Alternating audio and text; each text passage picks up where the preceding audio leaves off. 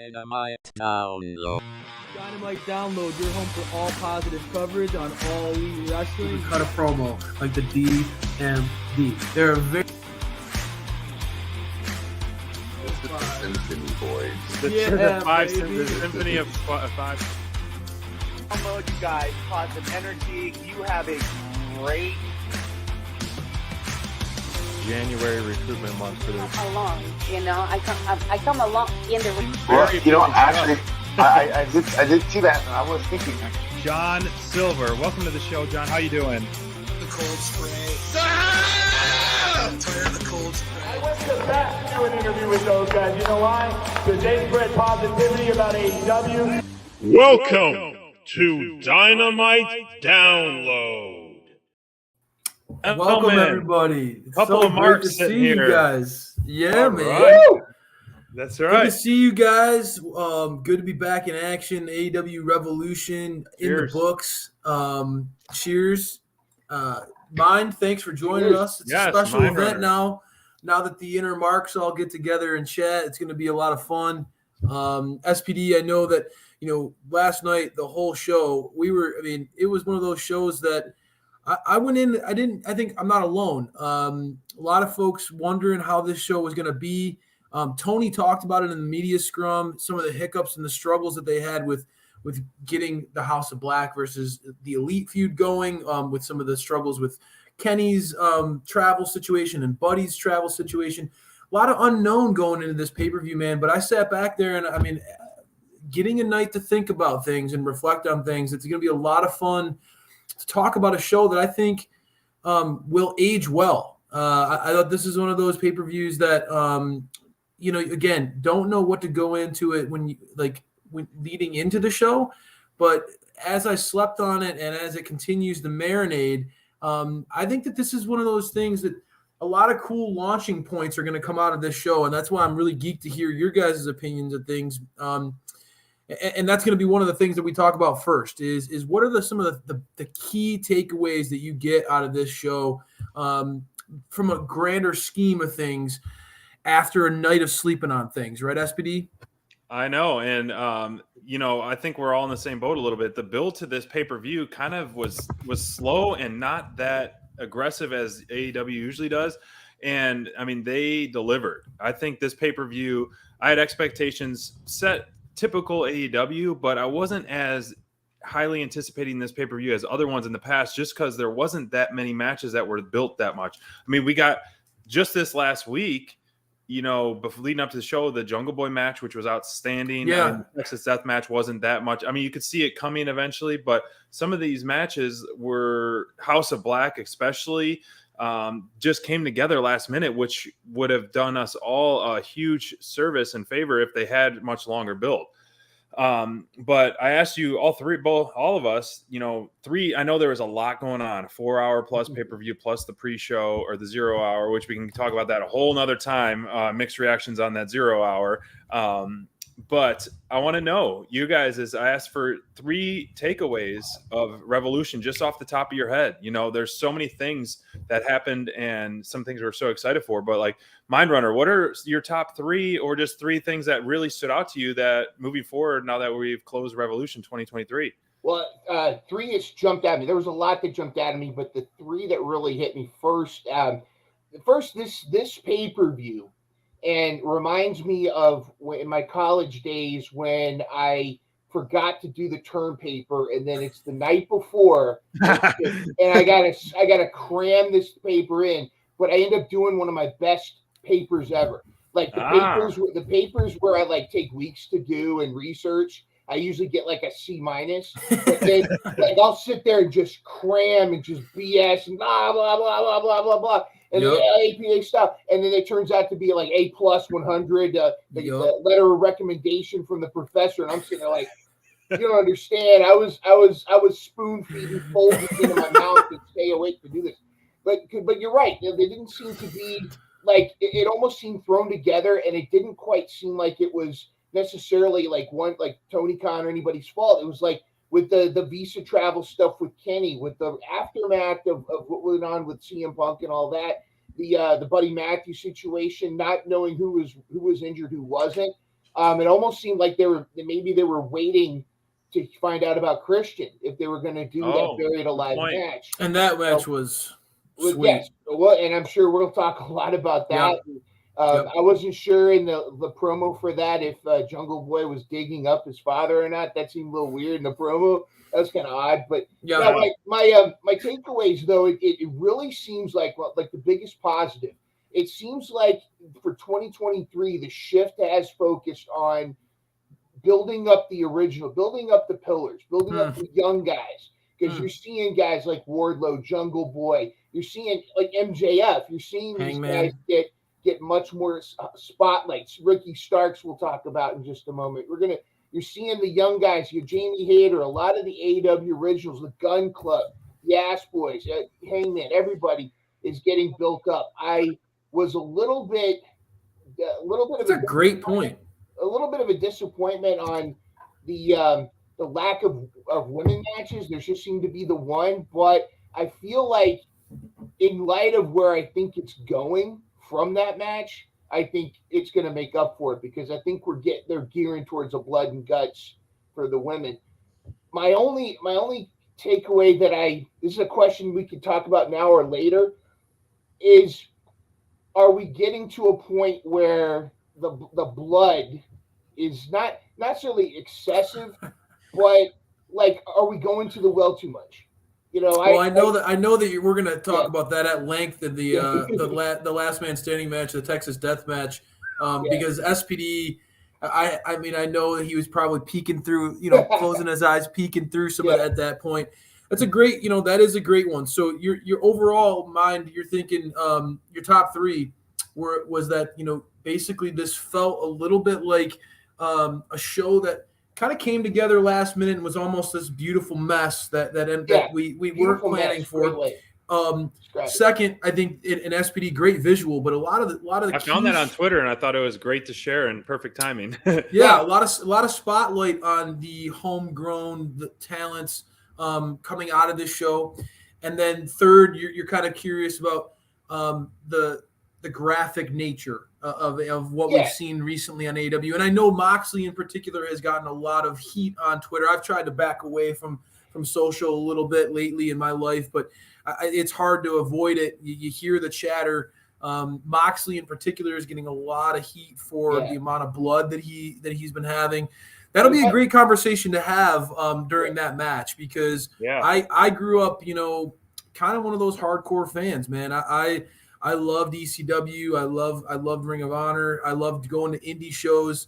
I remember the John Moxley heyday of CZW and some of the brutal matches that he had. And so that'll be a good conversation when we get there. And I'll piggyback off of you because honestly, I didn't really necessarily gravitate to any one of those points that you made, but I love them, mind, and I kind of wish I could vulture one or two of them off of you. But the some of them are going to tie together naturally. And the first one for me is I loved what happened with the Guns. Our end of the year show going into 2023, I talked about it. Yes. I felt like the acclaimed were breakout stars of 2022, and I felt this was going to be the year of the Gun show. And that said, this feud with the acclaimed, it feels like they milked that one for all it was worth. Basically, I feel like at Revolution, it started to run its course. And during that match, I was texting XPD. I was like, man, I love the Guns. But they really need to close this chapter with the acclaimed. And I'm really curious about what's going to happen next. And I'll be honest with you, I didn't see the FTR thing coming, and I was so geeked. I felt it. I was so geeked out about it. You guys know me, a longtime fan of FTR. I think that they are one of the, if not the best tag team in my lifetime. Certainly in the history of the sport, people are going to look back on them and remember them very fondly. These guys are historians of wrestling themselves, and there are going to be a lot of people who talk about them the way that these guys talk about the Hart Foundation and the Rock and Roll Express. And, these guys are going to be that type of pillar for the future generation. And, watching the intro to this show, SPD, it takes me back, through the history of this show, us being able to interview Austin. And going back to that interview with Austin, man, he said it, words out of his mouth. His dream would be able to have a program with FTR. And so I thought about it right away. I was like, man, the Guns have to be just grinning ear to ear. Not only did they get a headline major program with FTR, but they are the champs. Yeah, they're the champs in this scenario with the FTR chasing them. I think it's really awesome, man. And again, mind going back to your point to, the pillars of the young guys, the AEW originals. SPD and I have always loved the story of the Guns, what those guys have done, really self-made in a lot of ways, even though they are second-generation talents, could have gotten a lot of things handed to them. They really made their own luck. By doing all the things they did through the pandemic. I really love these guys. I think they're incredibly entertaining. I think that they're going to have a really fun program with FTR chasing them as these kind of dirtbag heels. A lot of great television. I'm really geeked about that. So that was my number one thing. I love tag team wrestling. I love the Guns. I love FTR. I'm really happy coming out of that. A second thing, which will address one of your points, was the blood. And I will say unequivocally, I was blown away by this match between Hangman Adam Page and Jon Moxley. I've seen a lot of violent stuff in pro wrestling over the course of my lifetime. And, and this is one of the things AEW does kind of struggle with as far as, they do try to cater to everybody. And on the same show that you have Danhausen and Orange Cassidy, you have these guys literally putting their blood on the line for our entertainment. So it is going to be hard. It's going to be jarring sometimes. And the violence of this match definitely was jarring in comparison to some of the other vibes that we get from AEW. Very positive show. Some of it can be very lighthearted, but this was anything but lighthearted. This match was an absolute brawl. These guys beat the crap out of each other. I have so much respect for both of them. Big fan of what I saw. And really, it's weird to say, this felt like a coronation for Hangman, given that he's had a lot of moments, big moments in AEW. But, man, this was a big boy match. And he passed the test, man. You put Moxley away like he did. That one I cannot wait to talk to you guys about. I absolutely loved that match. And for it to stand out like it did for me, I mean, that's the one I'm going to remember going forward. And the third one, I debated between a couple, as is typical SPD. I have a hard time boiling it down to the third one. Is it depends.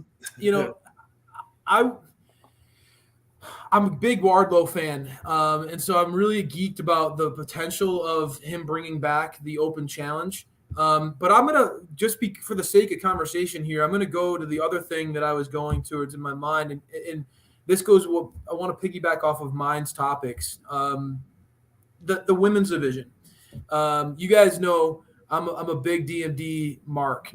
And I feel like there have been moments where so many fans have been, calling for the women's division to get more spotlight and more of an opportunity and all these things.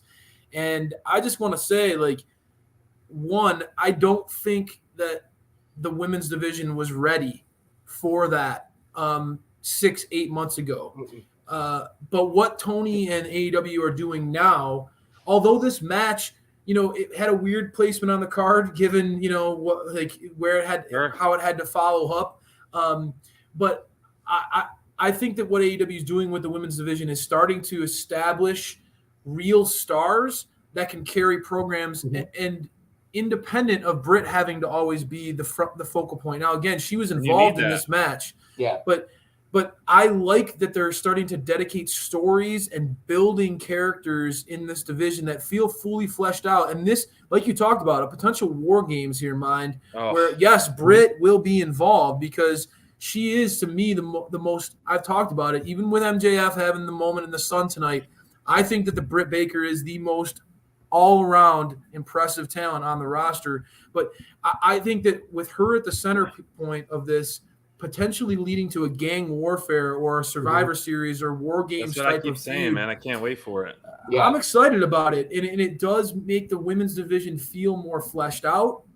And although, again, it only was one match on this show, I think Revolution is we're going to look back on this year and we're going to see it really was a catalyst for a lot of new things happening in 2023. And it's great that this was the beginning of the year. I think that we're going to look back on the women's division and say this was a pivotal night for them. I know that Jay didn't have an opportunity tonight, but this storyline could, if done right, if executed well, could really flesh out this division in a way that people have been asking for since the beginning of AEW. And I think that they finally have the talent here. That's the difference. I feel like they finally have the talent, like with Saraya, with Toni Storm, with Ruby Riott, Jamie Hayter. We're starting to see these characters that, Jamie Hayter is pretty damn popular now, guys. She's huge. I mean, I'm loving it, and I love the heel work out of Toni Storm. I think that the women's division is going to be. I'm very happy with what I saw out of the long-term potential out of that tonight. So out of last night. So those are the three things I'm going to piggyback off of, SPD. What about you, man?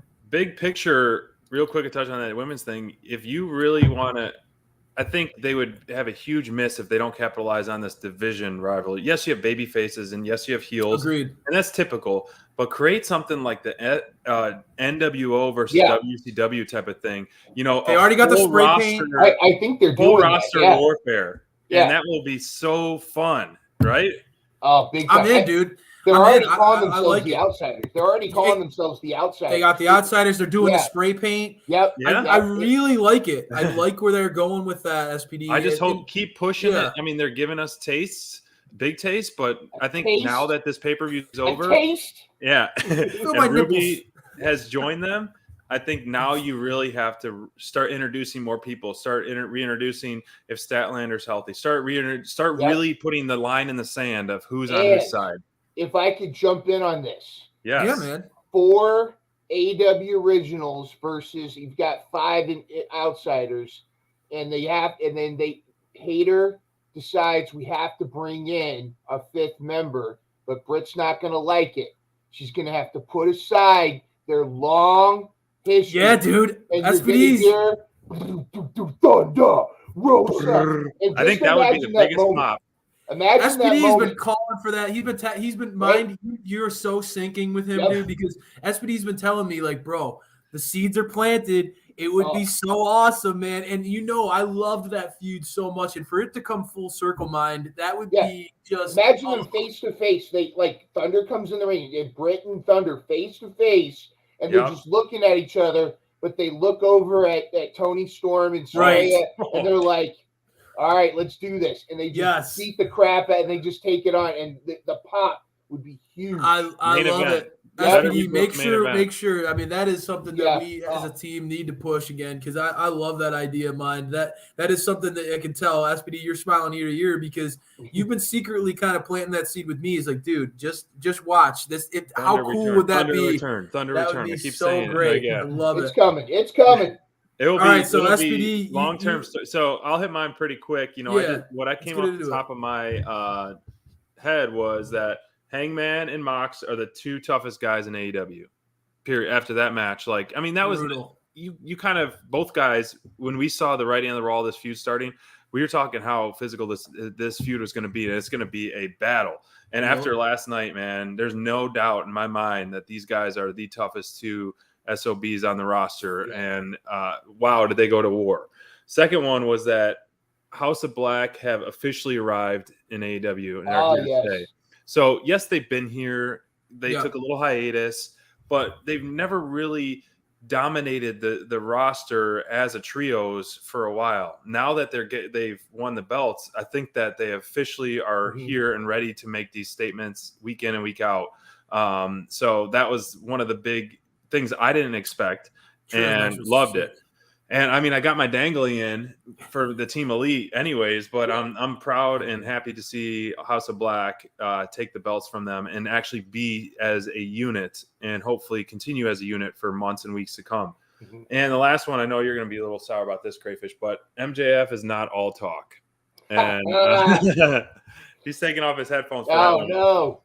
He's not all talk. And after last night, and I know he's had some good matches, and I keep going back to that Darby Allin match with MJF. That was the pivotal point to me when I saw MJF and Darby go at it, where I was like, okay, MJF actually can go. When we were there, I think that was at the All Out. Yeah. All Out, we were there. And so after last night, That's what came to my mind. But I'm excited to talk to you about MJF For because this- apparently, for- even though I hate the guy, But he do you does have your get me talking. pickles? Craig, do you have your Yeah, pickles? man, that was something else, wasn't it? Like his obsession with those pickles. My gosh, yeah, that was so Um, funny. that Just was- I have to you could totally I tell. Totally love that like media scamming scrum. Punk. Yeah. Just adding more to it. But I gotta, before we dive into this, Mind Runner, you were a perfect 9 for 9, almost a perfect with the guesses of the pins. You had 8 pins. I was Ocho. 7 for 9 on my guesses. I had to go with my guy Jericho and Elite, 9 and I for guessed 5 9. pins. And Crayfish was 8 for 9 with 3 pin guesses. So Mind Runner, man, 9 for 9, even beating out the wifey. She only was 8 for 9. I'll take 8 for 9 with my track record. I'll take 8 for 9 all day. 9. I'll take Her it for 9 weakness, for she 9. went with the Acclaimed, and that was her weakness. The Acclaim, but she loves the Acclaim. I don't blame her. I for 9. don't want to take away from this. I don't want to take away from the card, from the match, from the whole thing, from by saying it was predictable. But I was going with what, like, okay, I stopped doing my gut, like, or Yeah, like, me too. I stopped doing like the heart. I went with cerebral, like what's the right move here, and right. that's where I went with each one of those matches, and it felt like it was the right move for each one. I think every decision made was the right move for each individual, each situation. And we're going to talk. I know we're going to talk about each of those matches. Yeah, I mean that speaks volumes, tremendous. man. When you think about that too, I mean a lot of times Tony gets a lot of heat for how he books, and we all like to be armchair quarterbacks in these scenarios because let's be honest, like we're all fans, and MJF himself has called Tony a mark, and Tony talked about it in the media scrum. He remembered being in middle school, writing up shows and coming up with his own shows, and so. It's easy to sling arrows at a guy, but in this scenario, I think don't overthink it all the time. Yeah. Right. Sometimes it is best to go with what the fans and everybody sees as the writing on the wall. Just because it's obvious doesn't mean it's the not the right path. I think let's get in getting into the show. Let's get into it because as we talk through these matches, as you pointed out, Mind. A lot of these things felt like the natural progression and the right move for each character involved. And I think, SPD, even though you picked Jericho going over, I could not. He's your guy. It's like me picking against the bastard. I get it. It's hard to do. Right. But it is a matchup to me, against Starks. Starks is now put in a position where, going back to Mind's original hot takes about the 3 things that he's taken away, is this a guy that is starting to get positioned for like a little upper mid card potential main event push in the calendar year of 2023? Beating Chris Jericho is a feather in the cap. I know, so that's something to think about. Is that the first match we're getting into, SPD? No, I think let's do a little Russian roulette. Mind Runner, a perfect 9 for 9. What match do you want to talk about first? Wow, all right. Crayfish and then SPD. All right, So let's do that. All right, let's just get right down and dirty. Let's go Mox and Hangman right now. All right, Mox and Hangman Texas Death Match. I want to clarify my earlier point too. I love the hell out of this match. Full Tilt Dev and I. And Macho Man Shane, we were hooting and hollering, but the point about the blood was more like I one of my early geek markout moments was when Aubrey Edwards read one of my questions to AEW Unrestricted. I remember listening to that when Eddie Kingston responded. My question was, should there be a hardcore title? And Eddie Kingston was like, nah, partner, nah. He was like, and his reason, his philosophy was, when you get those hardcore death matches, that's like usually a blow off match. That's where you blow off a feud. Like you want to build to that, but you don't want to have that every episode, every time, because then it diminishes. You get the law of diminishing returns. The effect, and I couldn't help but think about this Texas death match. If it hadn't become cliche, how much is Moxley going to bleed today? We even had a hemo meter on our chalkboard. How much blood is going to be spilled each time? We've been doing this for about a month now, and the thing with Evil Uno, we could talk about another time. But like, if there hadn't been so much blood up to this point, this match would have been even more significant. It would have been even more of a wow moment. It had we not, I don't want to say desensitized, but had it not already become cliche. It's a valid point for sure. Desensitized is a good point, honestly. It could be. I mean, it's kind of like when you first see a Tarantino movie and the guy gets blown away, you're like, whoa, that was awesome. But like the 8th time you see that, or you see all those other movies that come out that try to replicate it, you start to get tired of it. But one of the most significant things happened, I think, that like going back to our point about putting the homegrown stars over, is how Moxley tapped out. Moxley tapped out Hangman, and that is that feather in Hangman's cap. And like you said, the two most badass wrestlers. I mean, there's no question. But now Mox gets to go on his vacation, maybe. Hopefully he deserves it. Well deserved. Yeah, we've been talking about that for a year, it feels like. My gosh. SPD, and you talked about that too, man. I mean, him tapping out, you were like, has that ever happened in AEW? I mean, I like knocked out, but I don't know if he physically tapped out, but that is one of the most brutal ways to tap out. That's the thing. Hung by the chain was pretty wild. And it's funny you had that hemometer, Mind Runner, because I texted Crayfish and our buddy Nate. I was like, over under 5 minutes till we see blood. And it was 3 minutes and 18 seconds that we saw blood in that match. And there was a lot of times in this match I literally looked away and I go, no, I wasn't peeking through the fingers. It was looking away. When that fork came out, I had to look away. But it was brutal. This type of match, like it's always gonna happen, and I think it's necessary for that sense. But for Mox, when was the last time Mox didn't bleed in a match or after a match, or it's been as far as I can remember the last few months, every time he's gotten color or someone's gotten color in that match. And so it kind of loses the powerfulness to it, because it's not necessary always, but it makes it more powerful when it is, to help tell the story in certain scenarios. So I don't want to, I mean, I'm not going to argue with you guys that I think that Mind said it really well, the law of diminishing returns. I get that. I do think that there is something to that. My counter will be that obviously we don't see that from Hangman very much, and he was a bloody mess in this match. True. And quite honestly, like, although we've seen Moxley bleed pretty consistently for, it feels like for a while now, where it has become a meme almost. I think that this level of violence was on a different level. I don't think that I could step away. I can watch this match, and I can, even in the grander scheme of what we've seen out of Moxley's body of work, I can still say, like, this still stood out as an absolute masterpiece of violence. And we got to remember, like, this is asking Moxley not to bleed or not to be violent is almost like asking Bryan Danielson not to put on submission moves, right? Like, this is a man whose whole catchphrase is, he's the purveyor of violence. This is a man who embodies violence. That's his MO.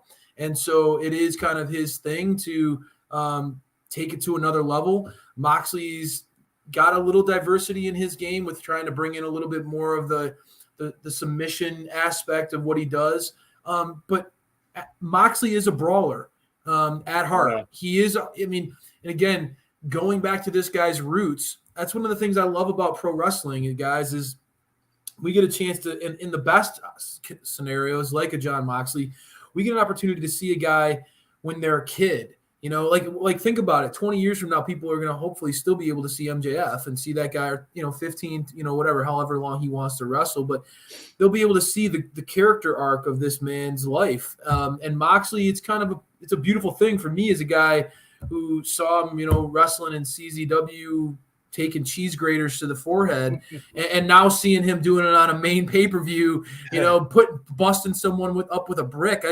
I love you can take, that's the whole, like, you can take the, the dog out of the jungle or whatever, I'm going to butcher the saying, but you could, like, you stick your head up a butcher's ass. Yeah. I'll take the butcher's word for it. Exactly. Tommy boy over here saying it. It's perfect. But you guys get my point. Is this is a guy this is who he is. And that's why I think the story here is that much more emphatic and that much better for the perspective from Hangman. This is a guy he went up against the most violent guy in mainstream pro wrestling, a guy who will take Evil Uno and make this guy bleed, like a stuck pig. He does not show like I'm only going to bleed when it's a big match. That's not Mox. He's going to beat you down. A lot of his elbows look like they hurt.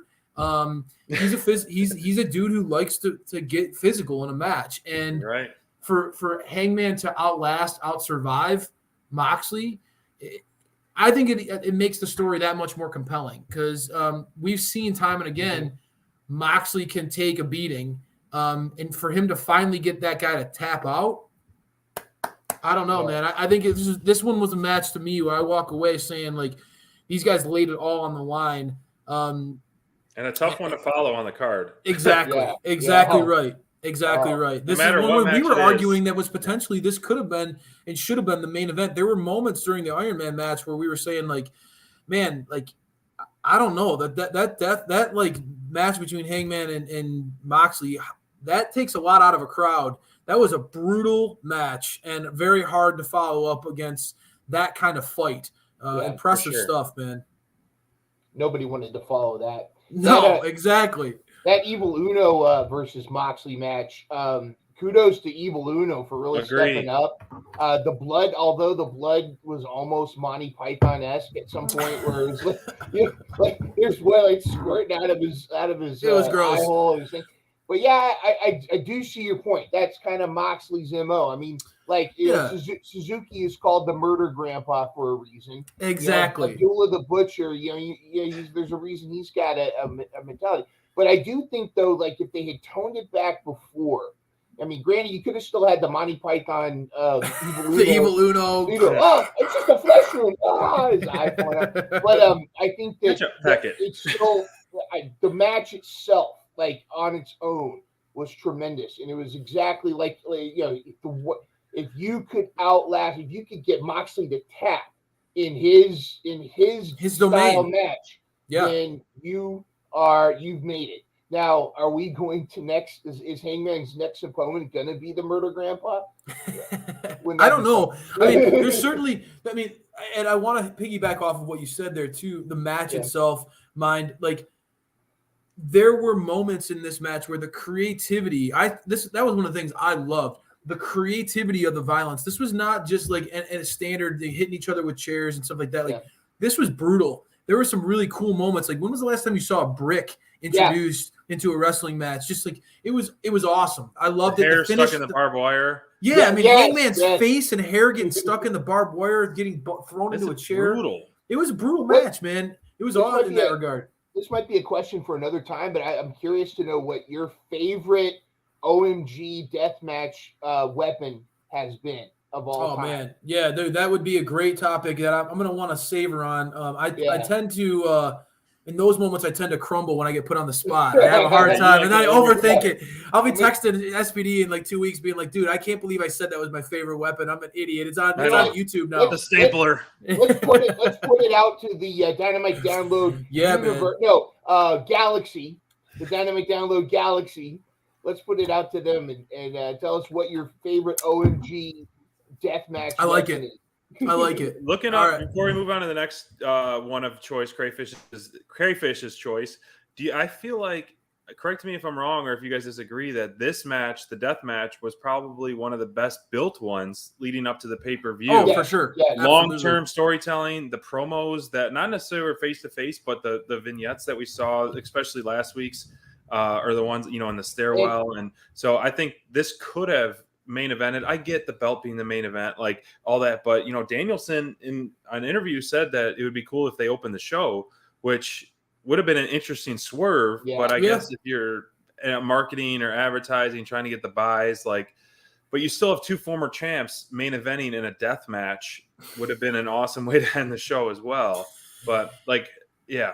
All right, Craig. But the difference being in the end is that like this, even though this felt like a coronation of Hangman and a really big moment in his career, it was very obvious like this was MJF's night, right? This was his piece de resistance and all that. So as if he needs any more accolades in AEW to protect him right now. But I'll get in. I'll hold off on that conversation. You know, I'd like to talk about the match that followed this one up, right? You know, correct me if I'm wrong, the women's match was the match that we I think Wardlow followed that up. That's right.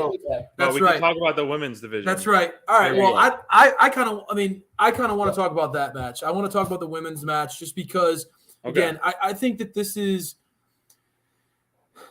a match that I think that is going to be in the moment, in the night. I felt like kind of blended in and didn't get a lot of talk during the course of the show. It was between this match to me feels like a big moment for the scope of the division. We talked a little bit about that earlier on in our big three. But I want to say like Jamie Hayter, early on when she won the belt, even though like I've been rooting for her and campaigning, I was excited that she won.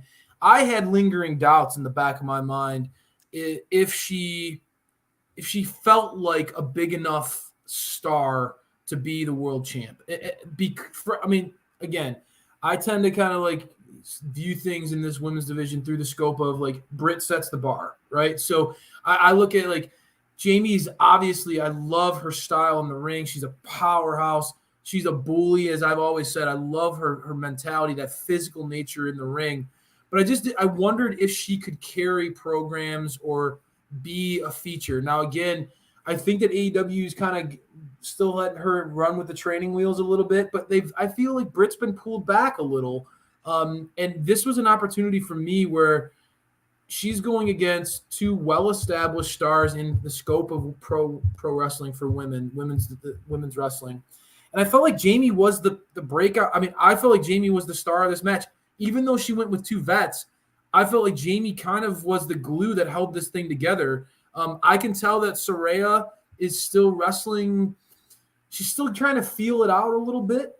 Sure.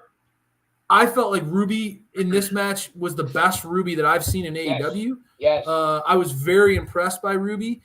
But again, looking back on last night and the way that this trajectory of where this division's going, Britt, I feel like finally has the ability to step back and say like Hayter has established herself as an alpha. And I think that for the scope of this division, it's so important that they have alphas breaking through.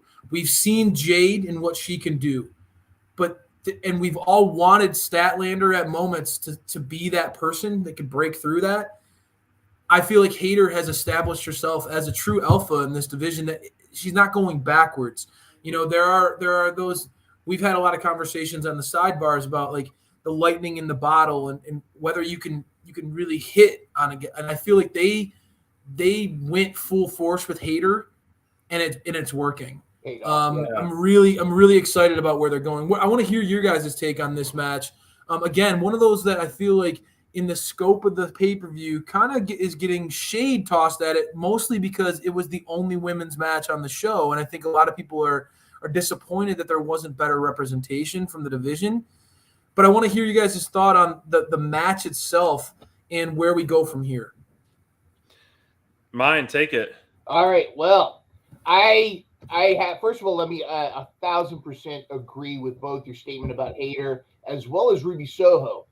Her last couple matches, the tag team, the Dudley girls tag team she had with Willow, that was tremendous. I was hoping they would continue with that. You know, I'm dying for women's tag team belts. I'm like, come on, let's go. But you're right about like up until this point, there's been I don't want to say snake bit, but the women's division it was like trying to find, like they had the pieces Yep. And then I wonder how much of Soraya's behind the scenes influence is we're starting to see with the way things are going down. This is turning Soraya and Toni Storm heel. Brilliant move.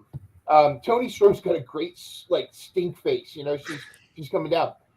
It's interesting too that it almost feels like Britt Baker has now become Reba or Rebel, but I don't think. Wow. Yeah. Because in fact, there's actually been statements about how Rebel's been kind of delegated to catering because Britt's kind of filling that role.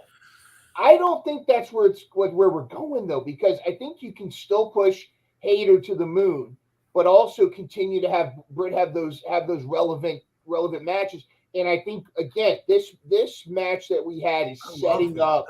It's setting up the women's whatever it's.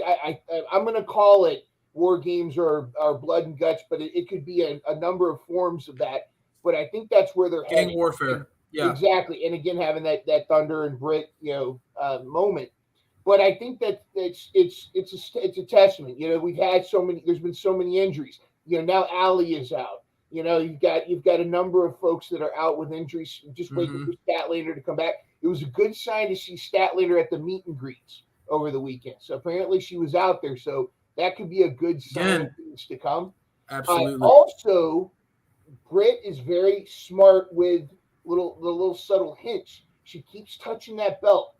She keeps eyeballing that belt. If you notice when she's standing next to Hayter, she keeps talking about it. She's very positive, very supportive. But how long is that going to go before Britt all of a sudden decides, hey, that's my belt? And we've seen the chinks in the armor between those two before. Not lately, though. No, but but they've been able to smooth the waters, and everything's been kosher and good. But AEW has done a nice job of doing those callbacks, and mind that obviously that is something that would be interesting. That's what I'm talking about. I love that there's these layers to the story that are finally coming through in the women's division, SPD. Yeah, and the match itself, I was honestly really surprised. I know not beating a dead horse that this was the only match. I mean, yes, the star power's there, but even so, with a pre-show, and I don't know what's going on with Jade, but you do have a 60-minute Iron Man match, though, right? Yeah, I know. You had to cut it somewhere, but for this being the only match, I don't think the match itself was amazing. I think what the best part about it was the post-match storylines that got me most excited. I'm not thinking about or talking about the match itself to right now. I'm thinking about what could be in store ahead of us. Ruby turning heel essentially. That was so a great sick. thing. I love that. That was the whole storyline to this build anyways. And then also we finally where she stood on which side of the line and drawn in the sand.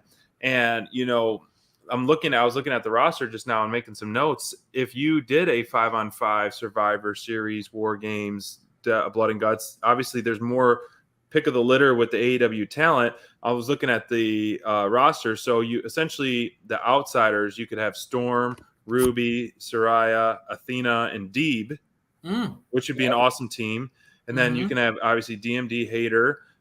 Then you can either throw in Willow, Rio, Statlander, Sheeta. And then the wild card would be Thunder at the end, which would be the big pop. So, there's the depth on the AEW side. I mean, also you could throw in Nyla, who's been an OG, which would be a beast to go against us. So, I think the AEW side is much more stacked than the outsider side if you look at it on paper like that. And that's just name a few. I mean, you don't even have Layla Hirsch, which she's been hurt, which would be a fun kind of pop wild card. Before she got hurt, she was a lot of fun to watch and growing in the ring as well. So AEW side, if they do have that line in the sand, is going to be plenty to pick from on their team.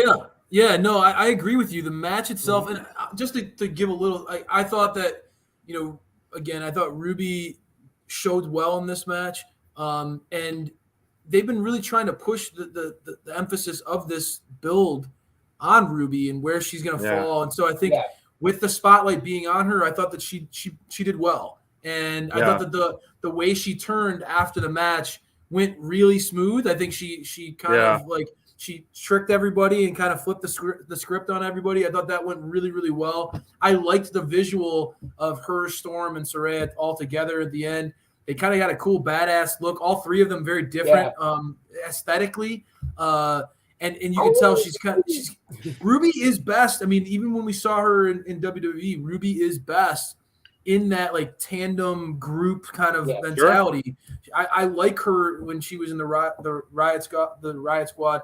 I like what she can do when she's part of this kind of that gang mentality. She got that little nasty streak in her. Works better as a heel, and I agree with you, Crayfish, to echo you. I think this was one of the better matches we've seen her in to date, and that's been kind of my knock on her a little bit as well. Like, great look, great theme song, and she's got everything, but but the in-ring stuff can be a little, not necessarily sloppy, but soft.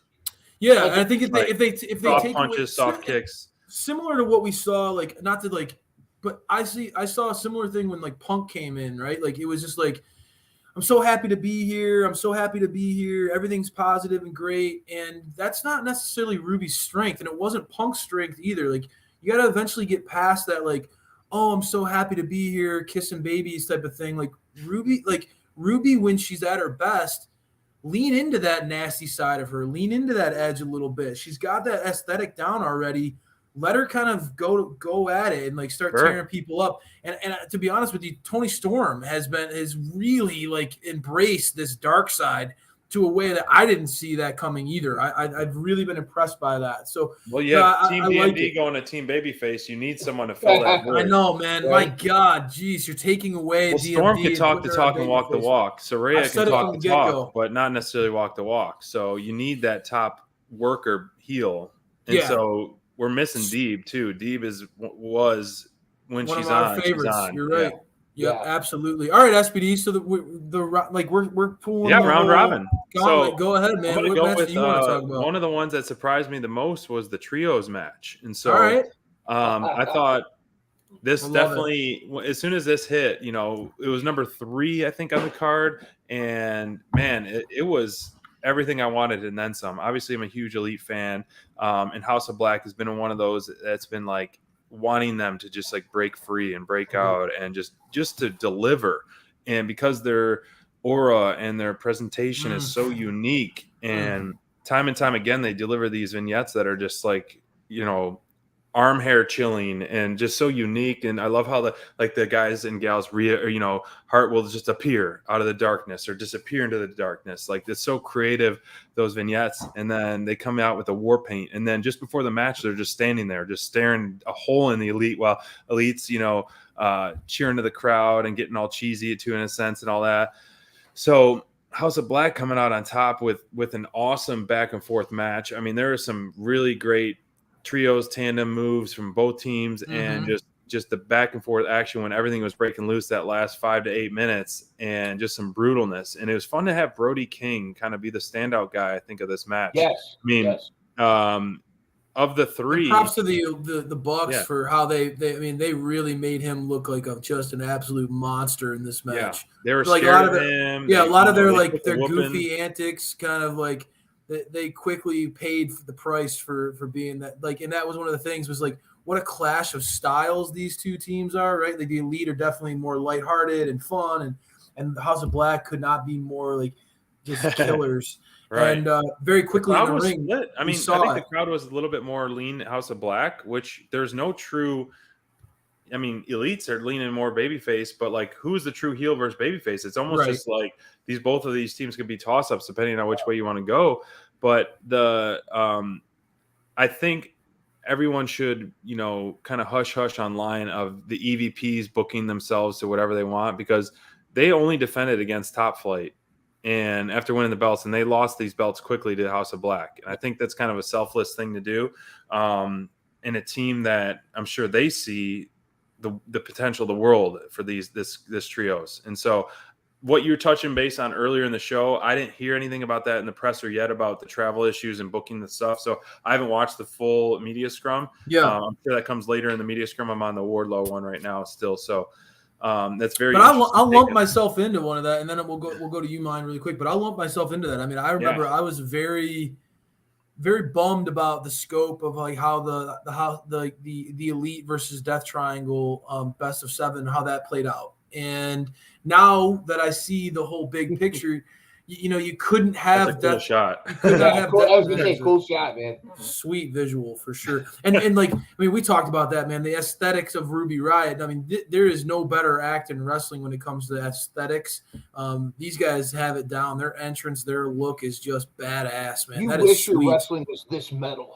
This is so hardcore.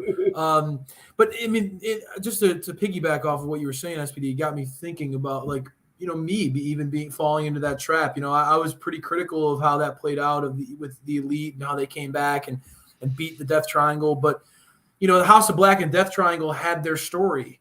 And you couldn't have the House of Black have this emphatic title win by beating Death Triangle. That they went to that well. That would have been running dry. So to have the Elite win the belts and then, truthfully, like you said, kind of be transitional and to be as believable transitional champions as possible, right? To allow the House of Black to start this reign of terror that they're going to have.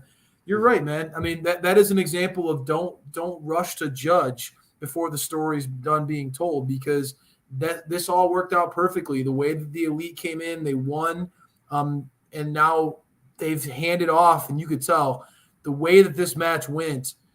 House of Black are going to have they're going to be monsters. They're going to tear up the AEW roster for a while. I can see this just being one of the more fun things in the next couple months. Big time. And what they lacked in build-up, they made up for in the execution in the actual match. There was so much storytelling. There was so much build-up. I mean, you get that with the Elite every time. You get that with the Elite in any match that they have. The Elite and Kenny and the Bucks could wrestle me and make me look somewhat like I know what I'm doing. I mean, and I'll just sit there and go, yeah. That's what I was saying in the chat. We're gonna be the next trios challenger. Hey, let's go. I'll do the schoolboy or something. I love how each individual member of the House of Black got their moment to shine in what makes them who they are. Like Buddy Matthews got to have his moment where he was that like whirling dervish, flippy dude, and just seeing him go up against Kenny. I mean, so I would love to see Buddy Matthews and Pac go at it, because I think that would be tremendous. And I immediately think that too, Mind. I mean, the commentators even did a really nice job of doing exactly what you said. Like they said they were talking about like, man, Kenny and Buddy. Buddy puts a lot of his style as similar to Kenny's, and they look like such similar like equals when it comes to physicality and their speed and like just the crispness of their offense, Mind. So that's a really great point. That was an overarching part of this match. I want you to continue on that, because I think that, yes, SPD, you're right. Brody King stood out in a big way in this match, but I thought that each member had a great spotlight moment throughout the match, Mind. I think you are really right about that. It really made them feel special in their own way. Yeah, Brody looked like the monster that they made him. And it was almost when Malachi took his little hiatus, they were really pushing Brody King to be everybody remembers the Darby Allin chokeout, and so when absolutely they got brutal. Nick, when they got I think it was Nick, they got Nick into that. Everyone was like, oh, let's go. And of course that's Malachi. A cool move. And when Malachi just sits Indian style across from Kenny, that just cerebral that whole moment. But you could see like the whole story was just building. The Julia spot with the V trigger, and Kenny just like, sucks to be you. But the ending to and what was it, the kick out, they had so many different spots, but right at the end you saw them all rise up and just finish the job. And I feel like it's going to be interesting to see where they go next. It's also going to be interesting to see what the Elite does. I almost feel like at the Kenny needs to kind of get into another singles program, and let's see what the Young Bucks do as far as tag team. We'll see what happens there. But ultimately, FTR Young Bucks rematch. Ooh. Everybody wants FTR versus Bucks again. I mean, that we'll all rejoice, but as fans, we're deserved a rematch of this trios because of the lack of build. Yeah, whether it be next week after, next pay-per-view, Give it whatever it some may time, be. but I think we as fans deserve a feud out of this, not just a one and done. They could spread it out like have Kenny face Buddy Matthews one-on-one, and they have the Bucks. Please do. And just spread it out. I mean, we're getting spoiled. I mean, we had that best of 7, but I could have had best of 50. Agreed. The Death Triangle and the Elite. Every week.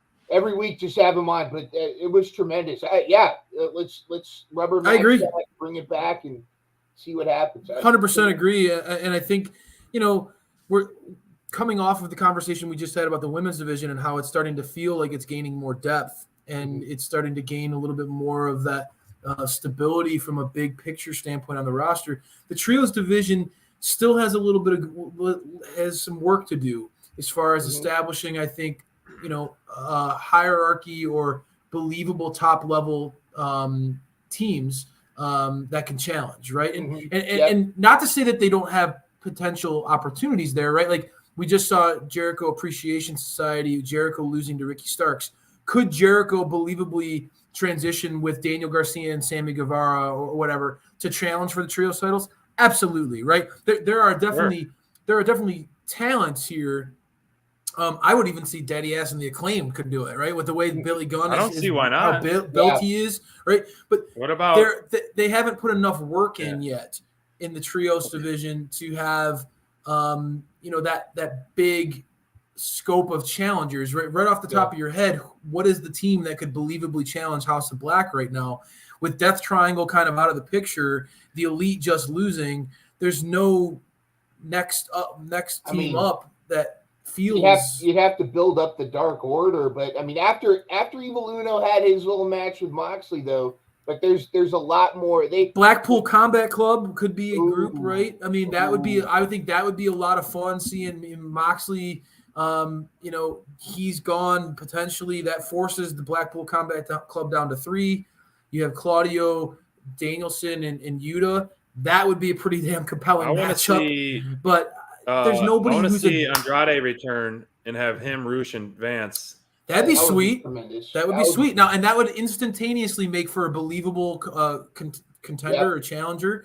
But that would be in the moment, battle. There's nobody there. So why not milk this Elite feud a little bit? That's a good one too, right here. That's true. Mogul affiliates. I think that right now it's Swerve, Parker, and Bassall Bobby. Yeah, and who hasn't been around lately? I don't know. He hasn't been around, and I don't know if they've had enough work to build them up in a way that makes them a real believable challenger. Now, again, AEW could do it, but they need to. Lethal, Singh, but we haven't Brody seen Lee Singh and wrestle. Singh face to face. There's a lot of and here's the thing too, guys. I mean, we just saw the Factory is officially disbanded, which breaks my heart. I had to bring that up on the show at some point. I mean, I'm gonna miss them a lot. QT has bigger and better things on the horizon. I get it. I love my guy. He's too QT. good not to be featured. QT Marshall. His stuff on the mic is so good, and he's actually a great worker in the ring too. He sells no doubt. What is QTV though? What is QTV? You've been seeing those little flashes up. Oh no, I have not. No, wait, actually, I haven't been seeing it. It'll just pop on for a minute during Dynamite, and I think they had it at the last couple Dynamites. I haven't seen this. QTV, and that's all it is. It's just a QTV, and it just disappears. If they're slowly building to QT Marshall having a huge program, I'm all for it. But Will Ospreay and Aussie Open. Phenomenal. Yeah. That would be great. Yeah. No doubt about it. Don't get me wrong. I agree. I think Will Ospreay is a killer in the ring. But again, from a big picture standpoint, the audience doesn't have a lot of teams that they could instantaneously say these guys are believable to have a big program with House of Black. Now, if you have the Elite run it back and build that and milk that for a little bit, then you can allow those other teams to come up. Because again, Top Flight and AR Fox, that's a fun team to watch. But I don't see them dethroning the House of Black, right? There needs to be a few teams that start to emerge as believable contenders. AR Fox would need to get some good wins. Yes, exactly. Otherwise, you're just like AR Fox he's just gonna eat the pin. Yeah, There's no compelling tension. Like, oh wait, maybe they're actually going to pull it off. And going again, like I just mentioned Jericho Appreciation Society. It feels like Jericho and that group either they're kind of at a crossroads. It's like either this group is done, or they need to start getting some credibility and some big wins back. And maybe Trios division is the way to go about that. I mean, I just think that there's there are groups that are out there. There's talents that are out there in the division that certainly could be another program. And I believe in AEW's booking to make that happen. But I think that gives all the more reason to push this House of Black versus Elite feud because it's not there yet. Right. So, you're up next, man. Well, before we jumped in, I really quickly wanted to talk about and just highlight the pre-show. Mark Briscoe and the Lucha Brothers versus the Varsity Athletes, which I guess is Ari Javari's also a trust buster, but he's also a varsity athlete, so he's kind of double. I'm not sure what that double is. Dipping. Yeah. I will say this: as much as I love Renee and as much as I love RJ City, and it got better, it felt a little awkward that there was just 1 0-hour match. SPD was so bummed about that. I would have liked to have seen at least 2 or 3. I mean, or at least 2. And you could have shoehorned another women's match in there. I mean, that for sure. You could have put Willow Nightingale versus someone. Yeah, Willow versus somebody, or have Athena wrestle somebody, and you could still start to build her. You could have her wrestle somebody and then build up her to her eventual opponent at the Ring of Honor pay-per-view. Yeah, you could have thrown something in there. It just seemed a little awkward, but I love. It was awkward that pre-show. I will agree with you on that. It was awkward. That's for sure. But when you heard "Reach for the Sky, boy," as soon as you heard that, the crowd came alive. Everybody was like, and I love how they're putting their arms around Mark Briscoe. And I know the controversy and all the stuff, and it seemed a little weird with prior to Jay's passing, but it does seem like they're really embracing him and putting him with the Lucha Brothers. It was one of those matches where you knew who was going to win. I mean, I don't think there was any doubt who was going to win this thing, but that was more like eating a piece of candy before you had the steak dinner. You knew you knew what was going to happen. You knew there was no tension, but you just loved seeing all of them together, and I thought that was tremendous. Yeah, and you know what, Mine, I'm glad you threw that out there, man, because that is something that AEW doesn't get enough flowers for. There's a lot of people that like to, it's easy to say what AEW could do better. Like we can all become critics, but that is what makes AEW a company that is, in the end, is an easy company to root for. SPD. I know this strikes to your heart too, man. Like this goes back to Brody Lee. This is a company that does a lot of the little things right, in the fact that they do seem to genuinely care about they rally around wrestling, the wrestlers themselves. They're going through their own, growing pains, but this is a company that does genuinely feel like they care about the people. It's not just about getting big ratings and making money. Like, they genuinely do care about the history of pro wrestling and the people that sacrifice in order to make that happen.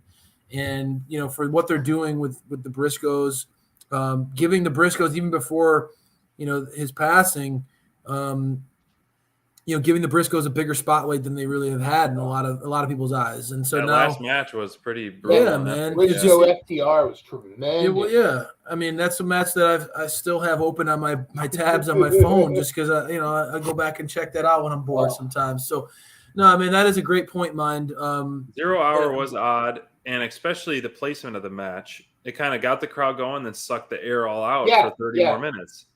Right? Like, I'm like, I don't want to hear RJ talk about this. I don't mind it. His show is funny because it's fast, it's witty. It gets like the talent kind of out of their norm, the questions. You can kind of see a different side of it. But like what we saw last night, Renee carried the show. Thank God for Renee and DMD. But throwing another was match. Great. Yeah. All right. Well, so yeah. I mean, you want to talk about Mind Runner? Oh yeah, I just wanted to jump on that one, but let's talk about Wardlow and Samoa Joe. All right. And again, being the match that came right after Hangman and Moxley, tough way to get the crowd going. I felt like there was a lot more going on in this match than the crowd was reacting to, and I think that's just attrition. Everybody was just so spent from the Moxley match, but I thought it was ingenious how the way, like I was expecting Wardlow to finish once again with the powerbomb concerto moment, but to have him instead put Samoa Joe to sleep. I thought again, and this is the trend. Like we're saying the same thing in each of these matches. What we're seeing is the homegrown AEW talent. They're getting their badges. It's like they're defeating these legends in their own style matches. Like Hangman defeating Mox, Jungle Boy defeating Christian, Wardlow defeating Samoa Joe, MJF defeating Daniel Bryan. They're all or Brian Danielson. Oh, I pulled the JR. But it's what I mean. Like it's each of them are defeating. It's a very good overarching theme. You're right. Yeah, it's like they're all grabbing the pebble from grasshopper grabbing the pebble from the blind master.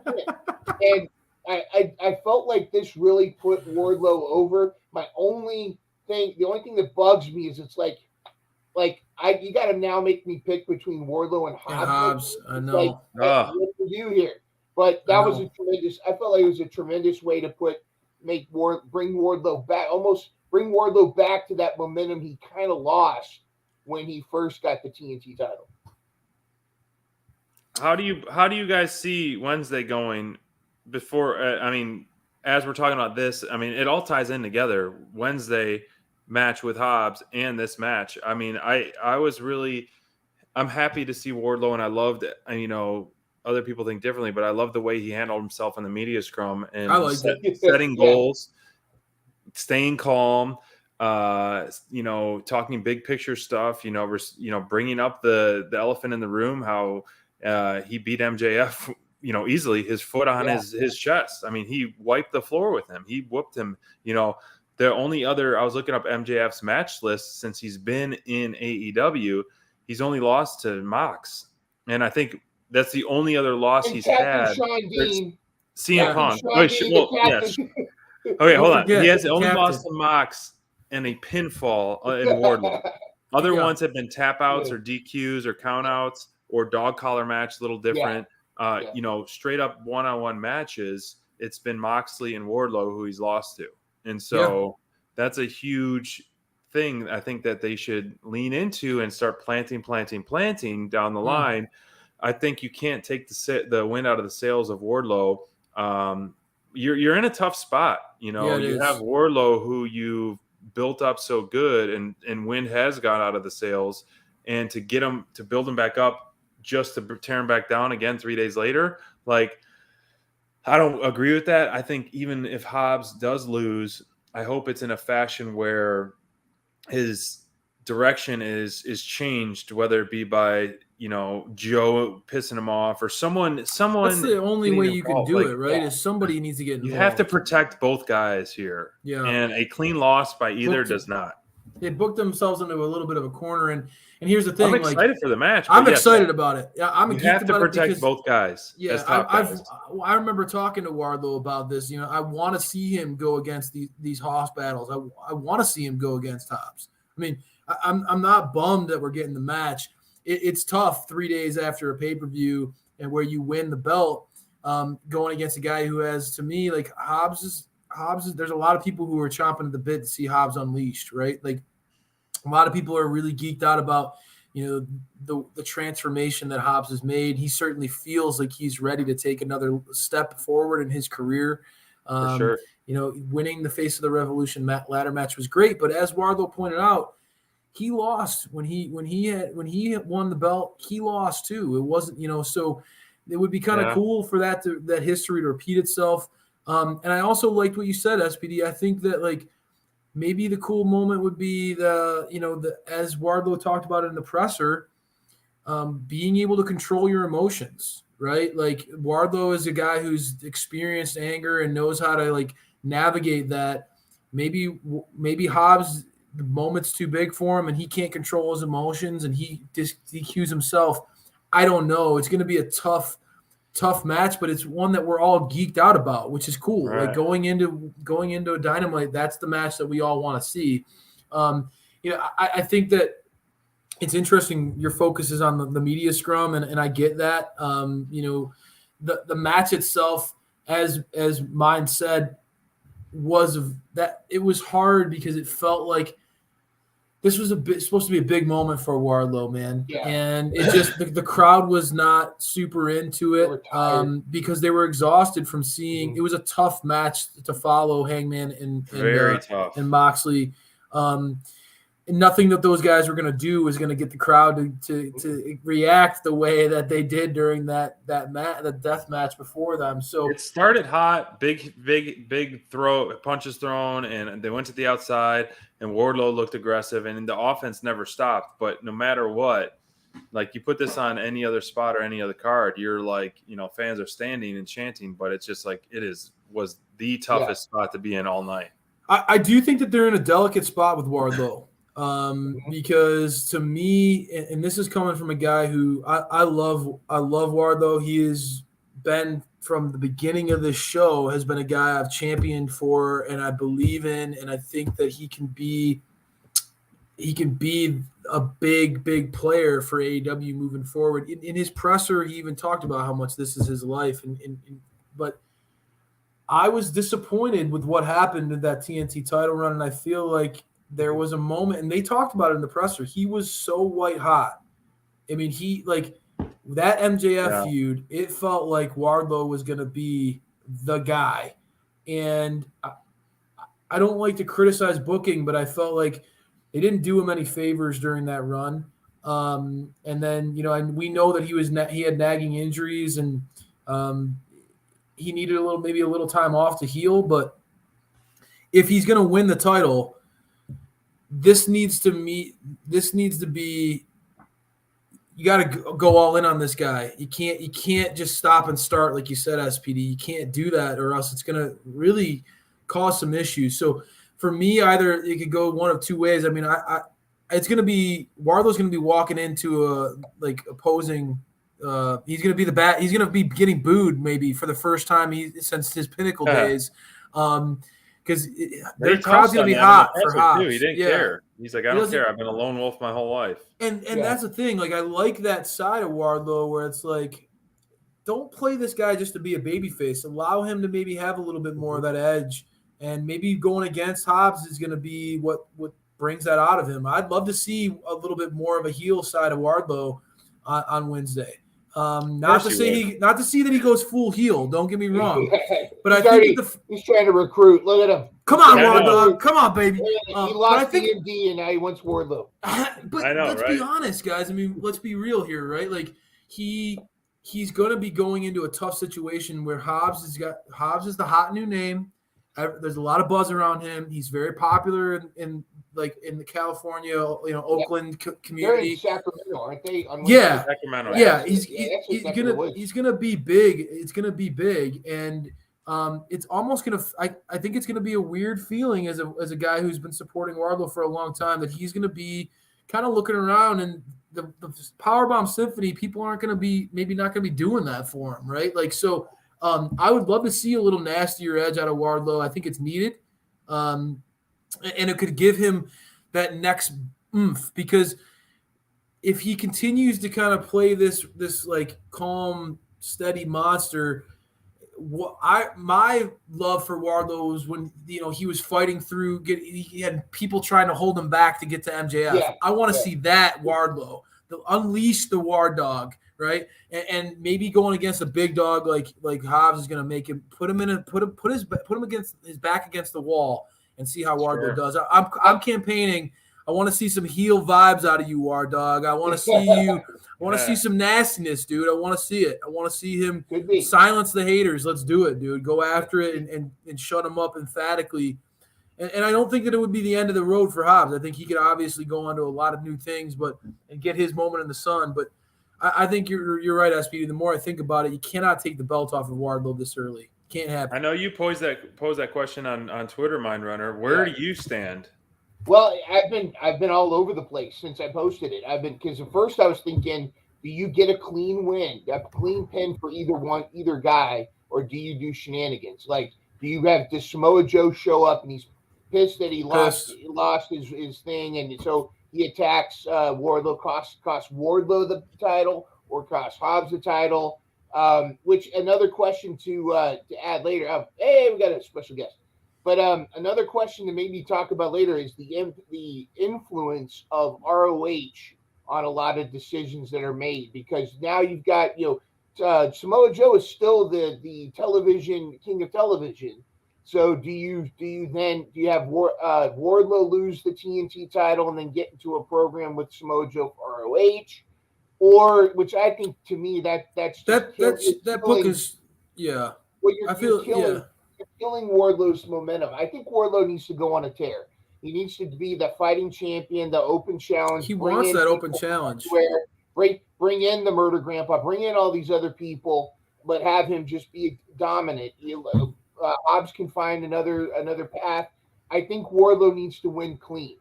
I think he needs to pin Hobbs clean. I love that in the ring, and then because Hobbs is still has plenty of ways to go. He has plenty of ways to go. I don't think you necessarily have to turn Wardlow heel, but Agreed. Like he could be that Stone Cold anti-hero from the standpoint of, he has to put more of an edge in order to keep these titles. He's lost. He's not going to lose it a second time. Not very soon. Yeah, I think that the narrative around Wardlow for the first time, for years, it's been the potential of this guy and how huge of a star he can be. And I think for the first time, it's very weird for me as a really big Wardlow fan, hearing people sour on the guy, hearing they missed their chance with Wardlow. His title, he was a flop, or they can't get lightning in the bottle a second time. And oh man, I've heard all those whispers and all those chirps. And I think that this could be a nice opportunity to do a hard reset on Wardlow, and have him go out there and emphatically prove people, shut people up, and go and revisit it. It'd be very poetic that it's the TNT title. Let this TNT title run be what the first one should have been, where Wardlow's going against monsters, going against bad dudes, and beating the shit out of them. Pardon my swearing, but let him go out there and just beat people up and get that nasty side of him again. I'm all for that. I like where you're coming from. And again, it did losing this match won't derail Hobbs. He has other you really do need to lean into where Wardlow's going. I'm with you on that. It's coming to me now. Correct me if I'm wrong. SPD. Samoa Joe is facing Briscoe at Supercard of Honor. I that's what I hear. Yeah, I think that's. I'm trying to find the. I thought that got announced. They aired the first, but I think that's what's in the cards. Which, do you give it to Mark? Do you give it to Chicken? This is what I could. If that's the case, I swear I saw that was advertised. And I'm trying to find it online really quick, but you could play it this way, where in typical AEW fashion, teaming up people for tag teams and all that, the match be battle, Samoa Joe come back out, try to get retribution, and then Mark Briscoe come out, Wardlow for the sky, boy. Yeah. And then you have a tag team with Wardlow and Briscoe versus Samoa Joe and Hobbs, leading up to Ring of Honor, just throwing all these hosses in the mix and having Mark Briscoe, a red hot baby face or white hot baby face. So that's one way to put it. And also, depending on the placement of this card or this match on the card is going to tell a lot, in my opinion. If this is the main event, I think it's got to be main event. I think it's got to be. As of now, that's all that's announced. Yeah. Yeah, you can't. Right. It's hard to find anything online to see what the card is going to be. And again, he quit AEW, but to join ROH. And now I think it's brilliant that they're starting the Claudio Eddie Kingston feud. That I those guys have a long history together. And that's the thing too. Mind you're right. That goes back to what Tony was talking about. Is the ROH people who are going to be streaming ROH are going to be a lot of those fans that know the history of like these guys and kind of are the hardcore fans, where you can say like, oh, these guys literally their entire careers they've worked off of each other, right? So do you want to see a distinct difference in the roster for ROH and AEW? 100%. Yeah, because I do. Like if it's too fluid, it'll get confusing. I don't want ROH to be like the B show for AEW. It needs to be its own thing. Yeah, I think SPD really like nailed it. Like in a lot of my conversations with him, man. I think SPD, you've talked about it. The more that they make this a distinction, the better. I think AEW AEW did, I think, get a little bit of like you talked about the desensitization of violence mind, but like also I think from like title fatigue. There's only so many titles you can see on television where you're just like, okay, so it almost feels like if you don't have a title, you're out of like, what's wrong with you, right? Like, I mean, you're seeing like Brian Cage coming out with a belt, and it was literally like they were like, it just felt like Wheeler, just everybody's got a belt. Like, what's going on here? So I think they need to differentiate the brands a lot more to allow their belts to shine and let their superstars breathe. And ROH will have its following, and there will be moments where it'll be cool to have, somebody come out from ROH and have some of that. But I think you need to have the distinction clear for me. Yeah. Right. All right, Crayfish. Yeah, so if it's up to me, man, like I'm glad that the conversation about Wardlow and Joe is actually a positive one, guys. That I was worried about how that was going to go, so I'm glad to hear that. But I want to talk a little bit about. Let me get into like for me. I'm going to steal this one from USPD. I want to talk about Christian versus Jack Perry. I wasn't going to pick this one, but okay, all right, good. Yeah. We were just talking a little bit about the potential of like Wardlow maybe being a heel a little bit. And I don't think they're going to go full-fledged heel with Wardlow, but my God, if they gone full-fledged heel with Christian, this dude is awesome. My God, how are you feeling about that cut-off turtleneck, bro? Dude, I love it. I couldn't pull it off.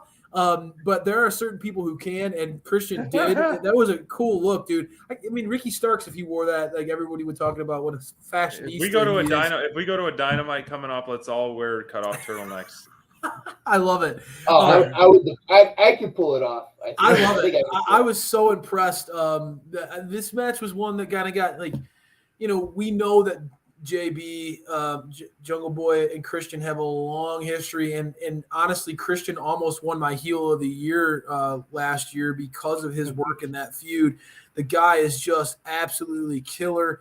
In a very short period of time, he got me into this match. I mean, it did not take long what they have to rekindle that fire. Yeah, man. But Christian is just awesome at being a heel. This dude is just crushing it. Agreed. I'm just gonna sound like I'm going back to like a total Mark mode, dude. Like I love what he's doing. I love what he's doing.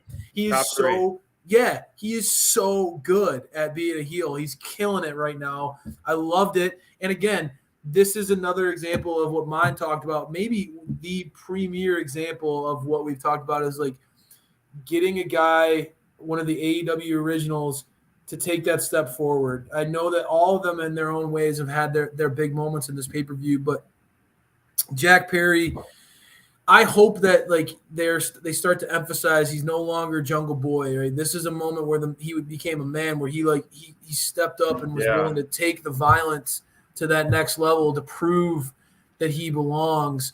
Because Christian continued to challenge him is that you don't have it in you, right? Jungle Boy doesn't have it in him to pull the trigger. That was the overarching story that made him always kind of get the better of Jack during this whole feud was, Jungle Boy is just too nice of a guy. He doesn't have that ruthless side of him. He doesn't have what it takes to crack someone in the skull with a chair, kick a dude in the nuts when, that type of thing. And I liked him coming out on top in this one. It felt like the right decision, even though personally deep down I was rooting for Christian just because I want him to get more shine. I don't know where he got plenty of shine that night. I think. Christian is so good, dude. I want to see Christian in a big program again after this.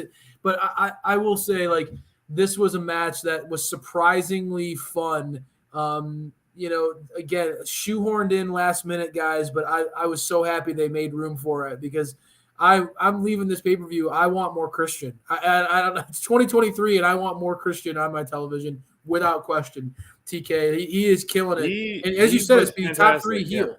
I agree. I mean, definitely he is home runs on the mic and doesn't miss a beat. I mean, MJF, Jericho, and him, for heel wise are just so fantastic. And his pacing and there's just stories that he's so leaning good. into the crowd stuff, just the the heel 101 stuff that doesn't get old. Like, I never want to come to this shithole again, or it works, and it's just so easy, but it works so good and smooth with him. It makes it just rolls off his tongue so good, and it just makes it so genuine. But like, I think it would be cool if we saw some kind of like vignette of, like a gravestone of Christian and then a gravestone of Jungle Boy quotes, and then a new revamped Jack Perry. So I like that, SPD. I don't know if you get a new look with him as well. You lose the tassels and that you get maybe kind of more of a just a rebranding of him. I think that now's the time to do that. I love his theme song. I don't want to lose that, but it's almost might be time to rebrand him. It's a good point. Even though he is a hot babyface. It's a great point. Luchasaurus isn't around anymore. This closes the chapter of that whole era of his career. Luchasaurus, Christian. This would be a great opportunity if you're going to rebrand Jack Perry. They're trying. The announcers have been trying for weeks and months. Jungle Boy Jack Perry, Jack Perry. This. Yep. Look at the graphic that you pulled up. You're right. It used to be Jungle Boy, but now it's Jungle Boy Jack Perry. The quotes around Jungle Boy, right? So now's the opportunity to break free and rebrand Jungle Boy. Shave his head. I know a good barber. I like it. Right? That's a great point, man. No, but I think you rebrand him, different colors, different theme. It's a tough spot with the theme song. Theme song, because Tony Khan loves his theme songs. You get Cisco's theme. Yeah, have him come out with a thong for the ladies now.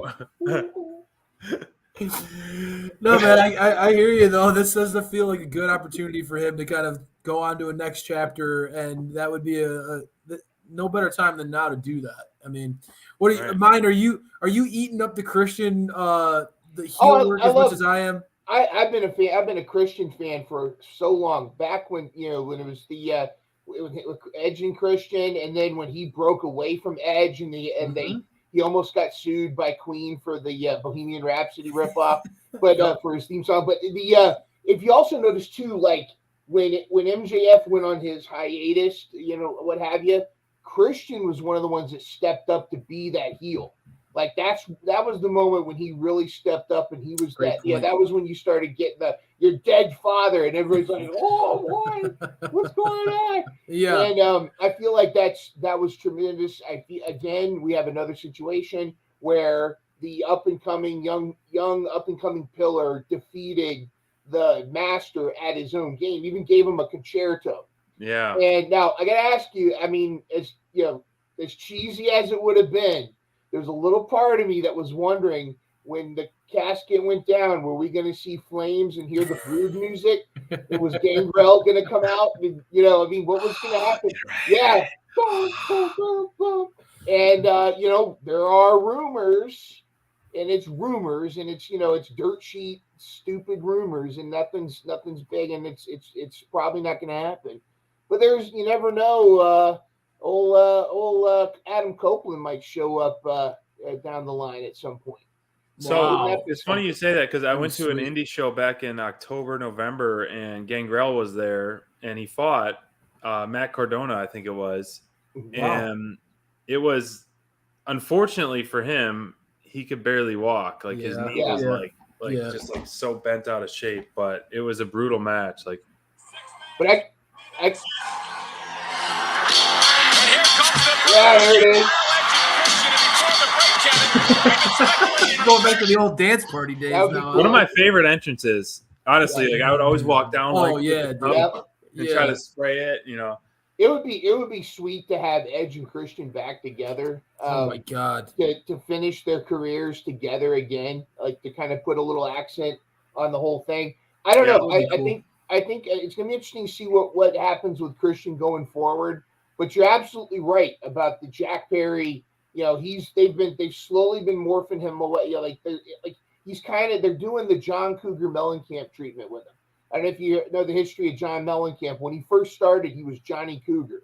You know, that's because his agent was like, you can't be John Mellencamp. No one's going to buy an album from him. Got himself Johnny Cougar. Well, then he was John Cougar, and then he became John Cougar Mellencamp, and then Cougar was in parentheses or in quotes, and then finally got rid of Cougar. So they're kind of doing that with him, and I think that's what's cool about Jungle Boys. They slowly introduced him as he's Jack Perry. Yeah, you know, he's wearing the leather jackets. Yeah, he still had the jungle boots on, but he had jeans. You know, and I think we're going to slowly, and you know, even pairing him up with Hook was a good thing. I mean, I'd love to see Jungle Hook come back, but I think Jack Perry's got to go his own route. Yeah, and I think he's done with Christian for now. I'd like to see where he's going. Again, that Revolution is setting this up for everybody. What's next for these guys now? Yeah, I think that's tremendous. Well, you just talked about an iconic Hall of Fame tag team, and Edge and Christian. Let's talk about the elephant in the room. I mean, let's talk about it. An iconic Hall of Fame tag team, the Guns. The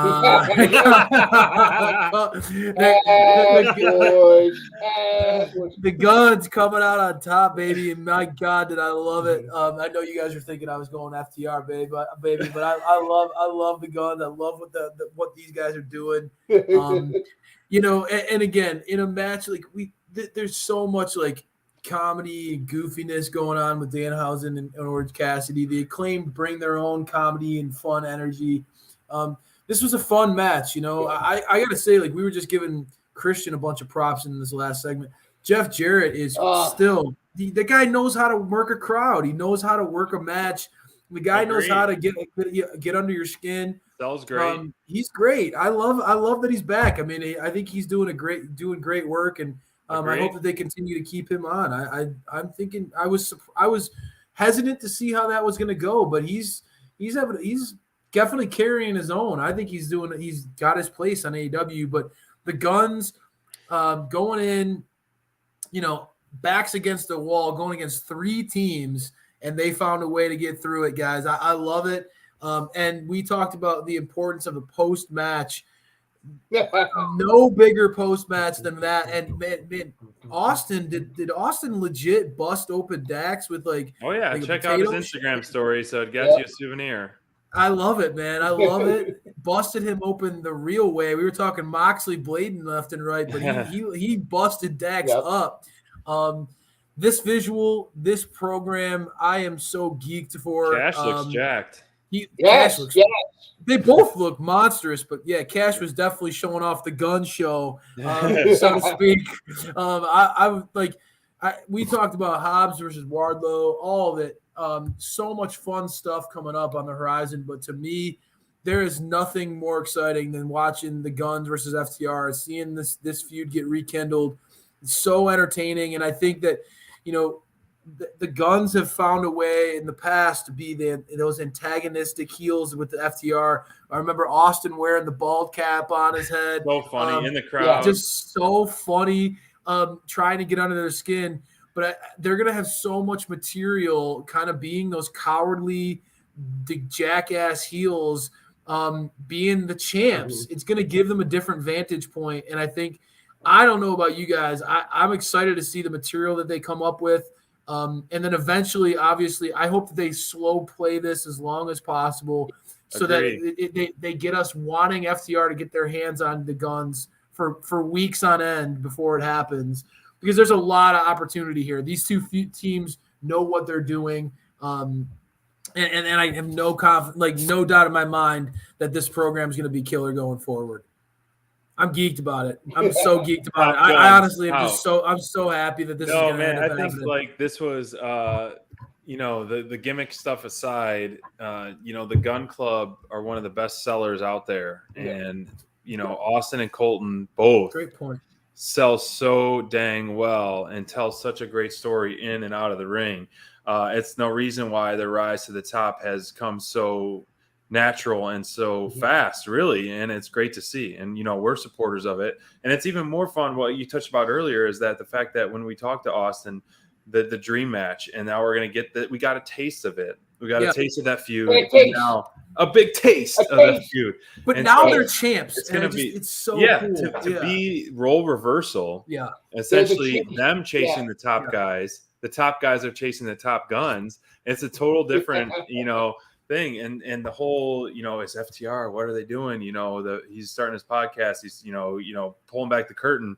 And so for them to be back, and rumor has it they're, re-signed for long term, which is the smartest decision Tony Khan has ever made. Really, one of the smartest. Because if you let them walk, that's horrible. But anyways, we got him back, and that was the surprise of the night for sure. One of the best moments of the night because it was a surprise in a match that was fun. It wasn't, show stealing, but it had its place. It was fun. And the best part about it, other than the ending or, after the match, was Danhausen getting the pin because call a spade, man. I do not like Danhausen. I think his gimmick is too far over the top. This is going to be as negative as SBD's ever going to be on the show. But he just laid it out there. Not a Danhausen guy. This goes to like the whole thing. AEW tries to do a little bit for everybody. The same show that Moxley is bleeding like a pig. You got Danhausen, doing his thing, and Danhausen and Orange Cassidy, if they're going to be doing the gimmicks, that's a house show type of gimmick to get the crowd going. Orange Cassidy, if he drops the gimmick down 50% and still gives us some gimmick stuff, he can go in the ring. It's been proven. I'm actually kind of digging his All-Atlantic run. I'm kind of It's been pretty impressive. What did they say? He's got like an 18-match winning streak or something. I'm actually kind of digging it. So no, but I'm really glad you said that, SPD, because all my love and praise for the Guns have just always been about like their ability to like just be characters above and just like above and beyond. You can give them shit and they will make it fantastic. They do not mope about whatever material they're given. They always turn it into gold. But you are right, dude. Like, are they going to put on a 5-star classic like Danielson or the House of Black or whatever? Like, probably not, right? Not at this stage of their careers. But man, do they know how to sell? They're just hilarious. Right. How funny their selling is. So yeah, I mean, I know that I could literally take up this entire segment just talking about how excited I am about this. Do you have anything you want to chime in? Well, first of all, I must inform SPD that you will owe me many bags of monies before, or I will inform Danhausen of your libel and slanderous transgressions. Oh no, that hurts my throat. That was good. Very that good was job. pretty good. It was a funny moment when last time AEW was in Norfolk. We were walking to our chairs, and I went, yes, very nice, very evil. And this kid in front of us turned around and was like looking for Danhausen. But you had him fooled. I had him, poor kid. No, but it was kind of, you actually did get to see Danhausen do some actual wrestling in this, too. He actually did put out. I mean, it is like and I'm sure we're going to revisit this in another match coming up, that there's something for everybody and some things are not for everybody. And I do feel like Orange Cassidy and Danhausen are two wrestlers that, yes, they're primarily known for the gimmick, but they can put out when they need to. And again, one of the funniest moments was, the double team on Satnam Singh when they nailed it, when he punched him in the balls. Yeah. I definitely want to concur with what you both said about the Gun Club. I just want to say ditto. Austin won us over back during the pandemic when he was leading the cheer section. I gotta confess something. I have to admit this, and I'm gonna admit this live on the air. I can't believe these words are coming out of my mouth. I am a Jeff Jarrett fan. That's good. I know. Nothing wrong with that. Thank you for accepting me into You're welcome here. Into this group. I did not like. I've not liked Jeff Jarrett for years. Like I've not been a fan of his for a long time. until he's come to AEW. And I don't want it to. And I've done some socials like, is it AEW bias? What is it? And it's one of those things where it's not like I hate him. It's like I don't prefer that flavor. Like I didn't. He never just popped off me. And part of the thing is, I think when he started getting big in one spot, I would watch the other program or whatever. I don't know if it was that, whatever. But he has been tremendous in AEW. His run, he has Hard to argue won that. me over. As he's so great at the selling, at orchestrating matches. I feel like he and his whole group, yeah, exactly. But his whole crew, that whole group with Sanjay Dutt and Satnam Singh and Jay Lethal, that whole group is one of my. I used to like. Oh, what we're going to see. You're getting into it. I'm really getting into it. And a lot of it has fun. to do with. I think a lot of it has to do with Sanjay Dutt. He's this little chihuahua with a pencil in his ear, but I think he's tremendous. I think he really adds. He is that Jimmy the Heart. Yeah. You are right. He does really remind you of the mouth from the South. He does remind you of Jimmy Hart a lot. You are right. He's a megaphone, and he's right. He's tremendous. I really felt good about. I really feel great that Jeff Jarrett is getting. I think in my opinion, his best run according to me in this thing. Not necessarily titles or match, but I feel like I'm really enjoying him being on there. And just talk about the ending. Yeah, Cash looked like he was the most buff I've seen him in a while at the end there when he came out. So that's tremendous. Monstrous. Throw that back up. Yeah, look at those guns. You talk about the gun club. I mean, he's getting into the gun show. Yeah. He's definitely showing up. He's no doubt about it. He looks like he's ready to go. I got it. The only other question though is like I felt again kind of that thrown together awesomeness. The way that the best friends weren't part of this, I almost feel like that's smart because if the best friends were part of this and they didn't win again, then I think it hurts them because they've been part of AEW since the beginning, and it's like do we take them seriously? And I think by having them not part of this, we're planting the seed of, all right, when is it going to be the best friends time? When are Chuck and Trent going to finally get their due? And this isn't something that's going to pull the trigger, I think, for a while. I mean, we might go 2023 before we see anything like that. But I think it was a smart move to not have Chuck and Trent in this match to save them some face, to kind of help avoid them losing, to kind of help it down the line that, okay, maybe they get their shot at some point. I just felt like it was interesting, that choice of going with Orange Cassidy and Danhausen instead, other than probably just having them on the card. I mean, TK loves those two guys big time. It goes twofold. Yeah, I think it goes twofold. I think that TK is definitely a mark for Danhausen and Orange Cassidy, and that those guys definitely they move the needle for certain fan base. But I think to your point that maybe not something that people talk about a lot, but certainly could put a chip on the shoulder of Trent and Chuck, in the sense that, these guys are almost been cast aside now. These guys are AEW originals. They've had, they're like, I don't know how many times we've talked about it in the early days of this show.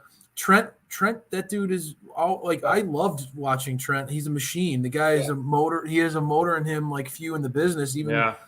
So no, that would certainly give them even more character motivation and in mind. There have been seeds planted of dissent in the best friends. Yeah, for months ago there was. And maybe this is another thing that you add another brick on that wall where you're just like, okay, you guys had an opportunity and you blew it.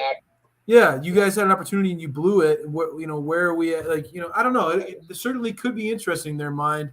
I'm intrigued by the future of the Acclaimed coming out of this match, but I think for the sake of time, we'll talk about we'll have plenty of opportunities to talk about the Acclaimed, because those guys are so charismatic that they're always going to have the spotlight on them. And Ricky Starks is another guy who's like that. This is a guy. Ricky Starks is one of those guys who feels like, oh, you jump into this, all right, SPD, we're gonna just all right. Well, I know for the sake of time. right. For the sake of, I know we're not an Iron Man match in it. All right. But I know we're running late, but we got to talk about this. Unfortunately, Ricky Starks and Jericho.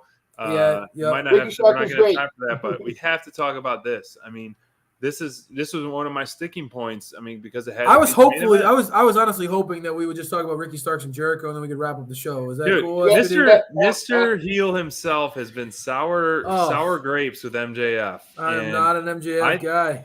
I've turned full circle on him. I don't know. Danielson is on my Mount Rushmore. There's nothing more I want to see than Danielson win the AEW championship. That being said, I saw online also this is the 4th time he's challenged for it. So, like, when if not now, is he ever going to get the chance? I don't know. I mean, he's put on – I don't think he necessarily needs that notch on his belt because the fact that he is that big of a star and that outstanding in the ring with these 5-star matches and amazing matches, he can make us look good, like you said, Mindrunner. Like Danielson is one of those guys that is just so good, and losses don't hurt him because of how good he is in the ring, which is mind blowing. But MJF, this was one of those. I like that they added this stipulation because yes, MJF's been in the dog collar match and been other things. He's defeating some of the top stars, but to do something like this, which is calling MJF out, calling him, he can't hang with this. He can't do this. There's no way. There's no way. There's no way. He's not that good of a wrestler. This silences a lot of those critics. And I think, like, if you're going to push your young top guy, which MJF is your young top guy, I think you had to go this route. And to defeat Danielson in his own element, and I think it was a convincing match. I thought there wasn't as much. There wasn't the cheating level per se to the extent of the final finish.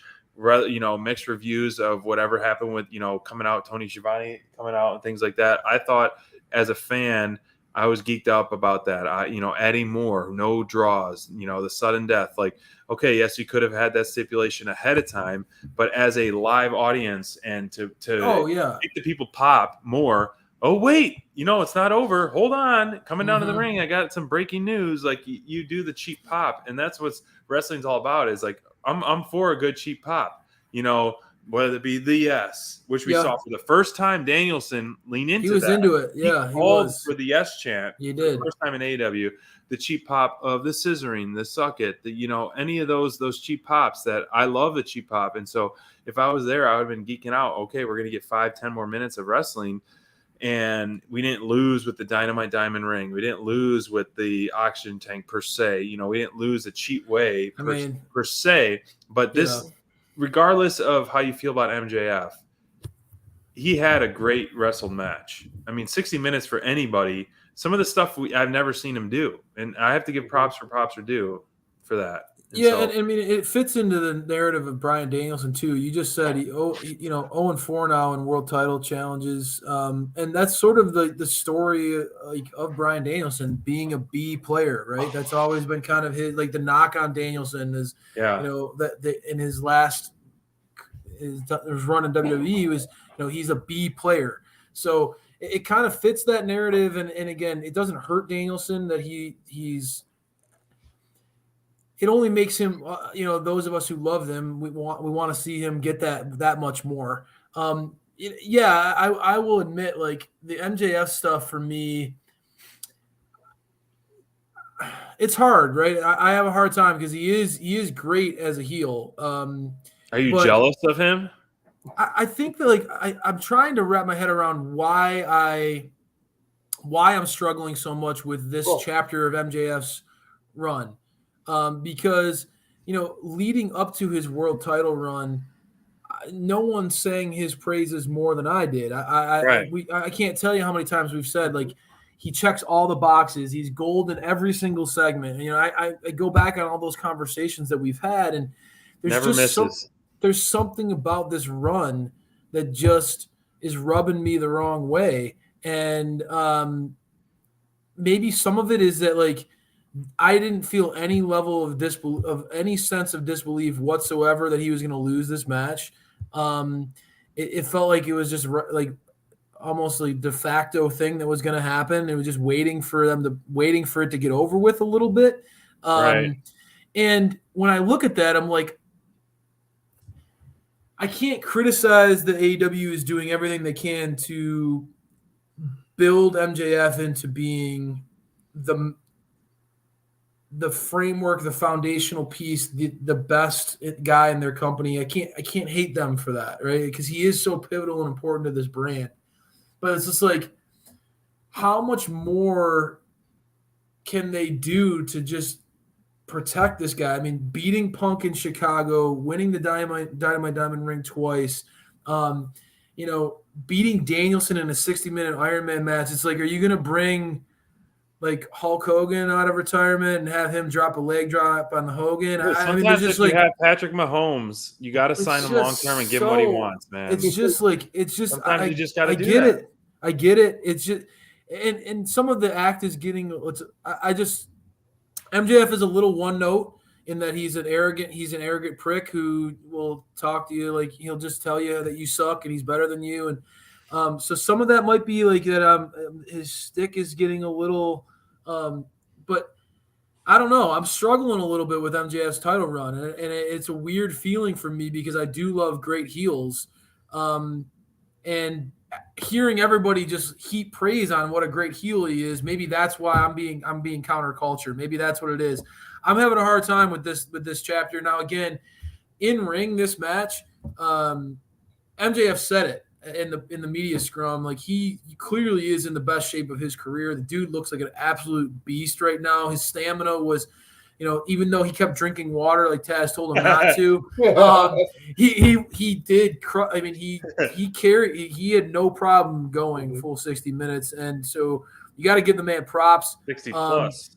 That was an incredible elbow drop off the top to the outside. Like, I mean, executed to perfection. Max is a talented dude. He's not just a talker. He's very clearly a very talented wrestler who takes the business very seriously. And so I do want him to be successful because you can tell he loves wrestling and he is fully committed to being, where he blurs the line into mind. I know that I wasn't alone. Rumor has it wasn't water that he threw on the kid now, that it was like a margarita or something. Oh my God. Yeah. I mean, so he is without a doubt fully committed to being an absolute scumbag, so much so that he would self-sabotage his engagement because it just adds more to his character. No one can love him. He's just a completely despisable human being. I don't know. I know SPD's probably, this is one of the main reasons why he had you on tonight, was because he needed somebody else to counter me being negative on MJF. Goodness. So go ahead. Tell me about why MJF's awesome. All right. Not only why MJF is awesome and why this is his best run. I also am going to touch back on the diminishing returns. I am not quite to the level that Full Tilt Deb is, but I'm sick of Bryan Danielson. Oh wow! And now this is going to be the controversy that, we've all had those things where Danhausen, and I see that Danhausen has dropped the curse and made your dog rowdy. And the podcast. It is true. So, that's right. I was trying to get he was chewing on my bag. I kept trying because of Danhausen. Because of Danhausen. Yes, that was all Danhausen's doing. So you must give him money. But that's awesome, and it's like this. I don't disagree. I don't dislike Bryan Danielson. I don't disagree that he's one of the hardest workers out there. Cares, great guy, great man. I felt we were getting oversaturated because he was wrestling all the time. When they came to Norfolk, we were in the Sammy section cheering Sammy instead of Bryan Danielson. And now, granted, I don't have the level of despise that Full Tilt Deb. Full Tilt Deb will tell you exactly what she thinks of Bryan Danielson. That's a whole other level. But I don't think it's and a lot of it has to do with the taste. Where I think I prefer more of those elite flippy do, the flips and action packed and boom, boom, boom. Because if I wanted to watch, someone do submissions and arm bars for an hour, I'll go watch collegiate wrestling. That kind of thing. Now, again, I don't not get why other people like him. I understand that, but for me, for when I'm at the 31 flavors of Baskin Robbins, I'm skipping vanilla and I'm going to Rocky Road. I'm going to, I love vanilla. cookies and cream. Yeah, You do exactly like my vanilla. point. And you don't like cookies and cream or haunted flavor. But I'm a cookies and cream guy. Exactly. That must be FTR. I don't know. Yeah. But I also think now, again, I wonder, MJF is one of those guys where the line, the kayfabe line, you really wonder where it is. Like, and now I've heard rumors. I've heard like little rumors that backstage he's actually a really decent guy. He really works with everybody, but he doesn't want that getting out. Like, he doesn't want that secret out because he's kayfabe MJF 24/7 to the point where I even question whether he really broke up with his fiance and whether he just that's a work in itself just to. It helped. We haven't even had that conversation. That's a great point, Mind. I mean, that is a good point, and especially in today's day and age where everything is got like their dirt sheets are all over everything, where nobody can ever have a surprise. All of that stuff. Well, you think about like when the Iron Sheik and the Hacksaw Jim Duggan were pulled over way back, and when they were supposed to be mortal enemies, but they were pulled over in the car together for a DUI. That was like the big whoa. Wait a minute, they're supposed to be villains. Why do they love each? Why are they friends with each other? And that kind of thing. Like today's heels have to adapt, and they have to really, they have to sell that heel persona. And a true heel, and I'm sure Team Heel understands this. You really got to get the point to where you don't want it to be over the top to the point where you're being cruel. But you got to get the chase. Everybody wants to be salivating for that moment. Who's going to dethrone this scumbag? And keeping with the entire theme of this evening, of the matches, he beat Danielson at Danielson's own game. Yeah, he used the thing and whatever. But oxygen tank. Yeah, but he also did go the iron. What people fail to realize in a lot of cases, he went 60 minutes and didn't lose to Bryan Danielson. He went the full tilt. He went the whole way and didn't lose. So now again, there's a feather in his cap going forward. But he's such a scumbag, and he's this heel now. Who's going to be the one? Is it going to be Hangman? Is it going to be Jungle Boy Jack Perry? Is it going to be Ricky Starks? Wardlow. Is it going to be Wardlow? Is it going to be Kenny Omega? What's going to happen with this? And that's one of those things where it's like I feel like MJF really, when the CM Punk stuff went down, MJF slid. Obviously money was involved, but he slid right into that main antagonist spot so well. And I think we're going to see that for a while. Yeah, I mean, you are right in the sense that, like, even though there are literally moments when I'm watching MJF where I'm like, I don't want to be watching this anymore. Like, there are moments where I'm like, I'm just so over him. But then I stop myself and I'm like, I cannot imagine AEW without him. And that's a pillar. That's a testimony to him. And like, he is. I mean, here's the thing, like. He is every bit as good as he says he is, in the sense that, like, and so it's hard to throw shade at a guy when you could tell how committed he is to being excellent, right? Like he's a scumbag, but man, like the dude is clearly putting in he's putting in the work. He never has a moment where, and even like I've somehow become a critic of him, but like it's hard for me to even have any like, like you guys are saying how great he is, but what about that one? What about that one Dynamite 5 months ago? He doesn't have any of those, right? So like he never has a moment where you're like, oh yeah, like you guys are singing his praises now, but like you guys forget the match that he had where he just like the dude is pretty flawless at what he does, and it's very hard to do.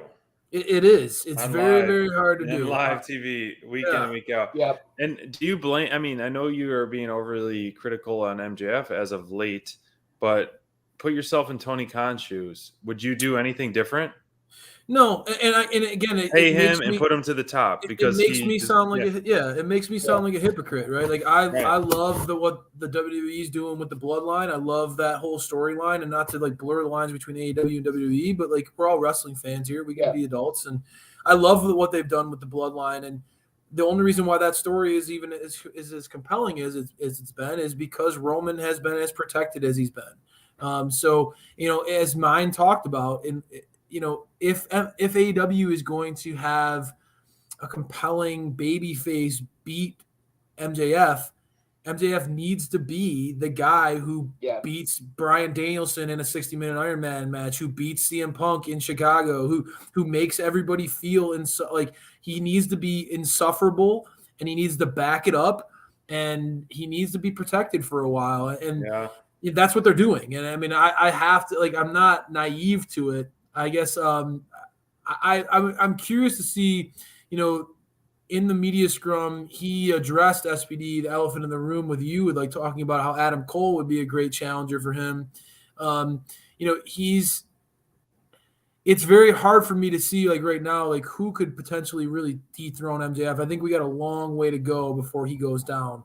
Wardlow talked about it, how he could be there, but he's not ready yet at this stage. Like, he's got to be focused on the TNT title. I'm curious. Hangman is a great mixed believer, but you can't have him lose, can you? I don't know. Hangman.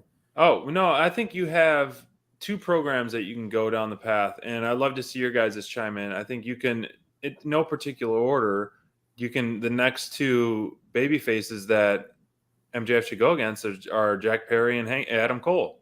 Wow. Well, Jack Perry has definitely made it a goal of his for this year. Right. Oh man, I think Jack Perry, just because he's a pillar right now. Yeah, I'm kind of I'm with Cray on Hangman's kind of got to be kind of the next big one, because I mean I can see Adam Cole, but Adam Cole just came back. He's got to get some W's under his belt. Yeah, I'm saying like maybe all out Adam Cole. I don't think Adam Cole is going to be the one to dethrone him. No. I don't think he's going to be the one, but I could see a program with him. But Adam Cole's got to do my dream feud. He's got to get into it with Strickland. Swerve versus Adam Cole. I want that. I mentioned that earlier, Crayfish. Last show we did. I want that so bad, and I'm hoping that's where we're going to go soon, is Adam Cole versus Swerve. But Jungle Boy Jack Perry could be, but it's whoever's going to finally dethrone MJF. It's got to be one of the homegrowns. It can't be an outsider. It can't be somebody else. It's got to be, I think, at this point, because you've created your homegrown heel. You've created your Roman Reigns. You've created your homegrown heel. You've got to get your homegrown babyface. And Hangman could fit that bill. He could. Jack Perry could. Wardlow could. And Wardlow's got the distinction of being his former Flacky. So there's a ton of story there. I would say Sammy in that same vein, but Sammy I don't think is ever going to be in that spot for a long time.